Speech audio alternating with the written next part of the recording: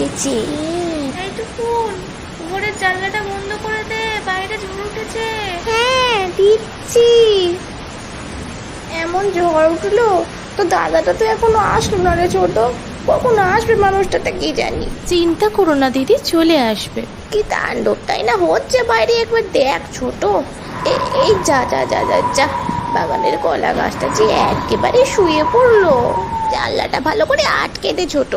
ওই দেখ, ওদিকে মা আবার ঠাকুর ঘরে শাঁখ বাজাচ্ছে, চল দেখি যাই। ঠাকুর, মানুষটাকে তাড়াতাড়ি বাড়ি ফিরিয়ে দাও ঠাকুর, ভালোই ভালোই বাড়ি ফিরিয়ে দাও।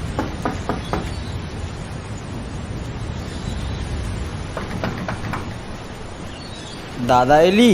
হ্যাঁ রে ভাই, আয় আয় ভিতরে ঠিক আয়। বেরোনোর সময়তেই ঝড়টা উঠলো। তুই আসছিস না বলেই তো আমাদের চিন্তা হচ্ছিল। যাক, ভালোই ভালোই চলে এসেছিস। বাবা যা ঝড় হলো, যাক ঝড়টা একটু থেমেছে। এইবার মনে হয় বৃষ্টি আসবে।